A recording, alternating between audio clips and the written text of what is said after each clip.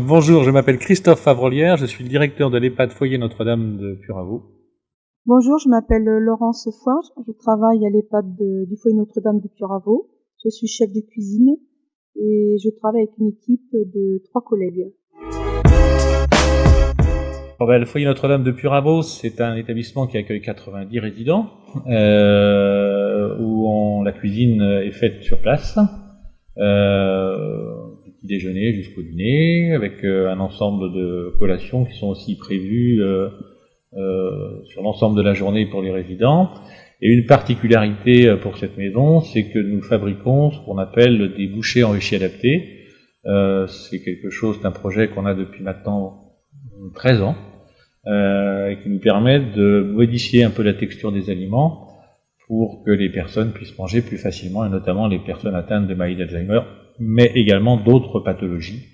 Voilà. Donc en fait, toute notre fabrication et notre distribution est aussi influencée par cette petite fabrication qui au départ était marginale, mais aujourd'hui prend une place importante quand même dans le travail quotidien.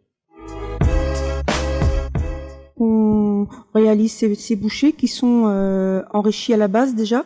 Donc on utilise aussi bien de la gélatine et de l'agar-agar pour fabriquer ces bouchées. Donc notre quotidien, c'est de fabriquer tous les jours le repas qui est dérivé en bouchée. Donc c'est le même type d'aliment. Si on fait un sauté de veau, on le décline en bouchée. Ensuite, on fournit aussi des bouchées d'hydratation dans lesquelles on utilise là de la gélatine parce que c'est un plat froid. Mais ça soit l'entrée, le plat de viande ou de légumes, on fabrique aussi toutes ces bouchées. Donc pour le petit déjeuner aussi. Pour le petit déjeuner, oui. Oui, on a des bouchées d'hydratation et des bouchées de produits laitiers.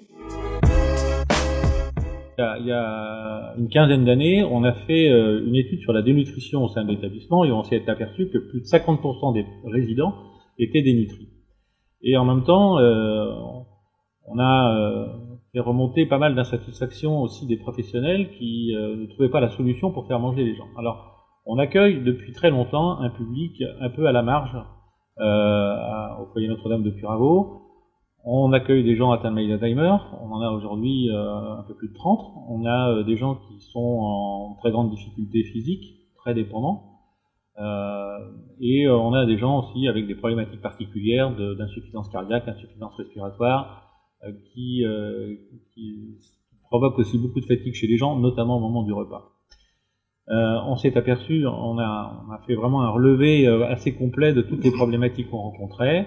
Et la solution qui s'est dégagée, progressivement, c'était la fabrication des bouchées. On voulait absolument que les gens puissent avoir le même repas que les autres, mais que ce repas soit plus facile à manger. On avait pensé ces petites bouchées comme une déclinaison, c'est toujours ça, c'est une déclinaison du repas qu'on fabrique au quotidien. On l'avait pensé en principal pour les personnes atteintes de maladie d'Alzheimer. Mais aujourd'hui, on s'aperçoit que ces bouchées, elles nous servent dans bien des cas, avec des gens qui sont fatigables, avec des gens qui momentanément préfèrent mangent peu au moment du repas, mais vont privilégier des collations pendant un certain temps. L'idée toujours, à chaque fois, c'est de dire tout ce qui peut être pris, tout ce qui doit être enrichi, parce qu'au moins on sait qu'on atteint les apports nécessaires pour chaque personne.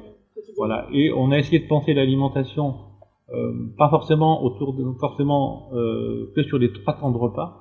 On essaie de penser l'alimentation sur 24 heures. Ce qui fait que ces bouchées, l'avantage aussi, c'est qu'elles sont à disposition dans l'établissement 24 heures sur 24. Donc on a des systèmes de collation qui sont organisés tout le temps. Et puis les gens les réveils nocturnes, par exemple, donnent lieu à une distribution de bouchées. Voilà. C'est vraiment un outil pratique qu'on a intégré dans la pratique quotidienne et dans l'accompagnement des personnes. Donc on utilise simplement un outil c'est un mixeur un peu plus gros et un peu plus puissant, donc qui nous permet quand même de mettre entre 3 et 4 kilos à mixer directement. Et on utilise, comme je disais tout à l'heure, quand c'est un plat froid, de la gélatine.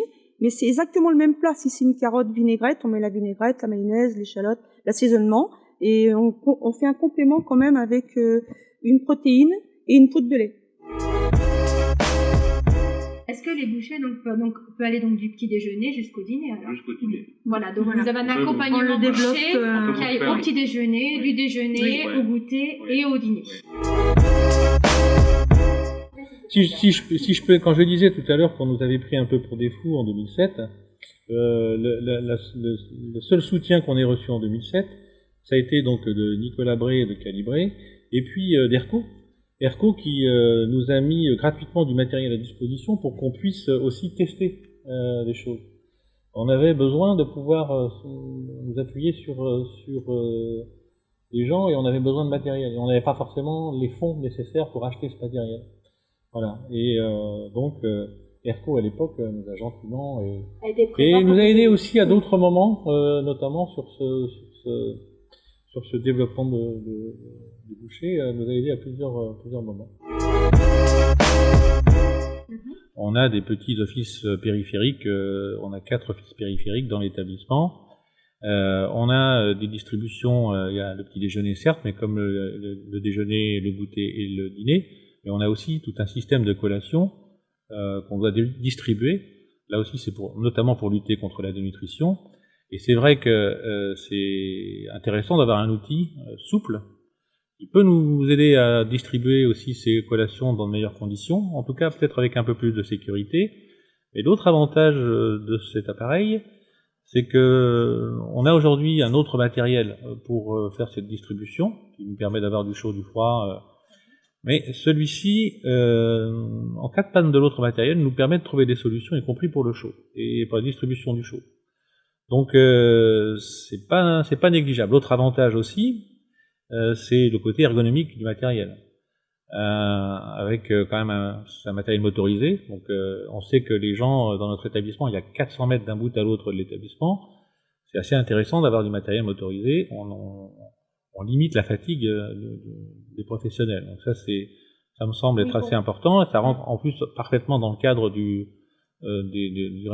plan qu'on a de lutte contre l'absentéisme et contre les TMS.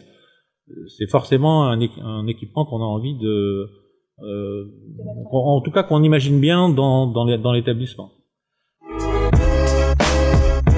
Voilà, c'est bien pratique puisqu'on peut laisser toutes les petites bouchées. Oui, d'avoir un chariot à pousser, là, mécaniquement, vous pouvez électriquement passer.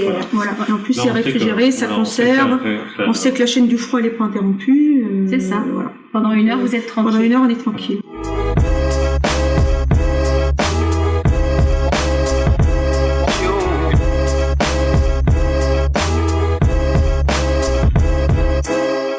Merci de nous avoir permis de vous interviewer aujourd'hui et puis de pouvoir avoir une interaction avec donc notre présentation sur notre nouveau chariot EasyDej.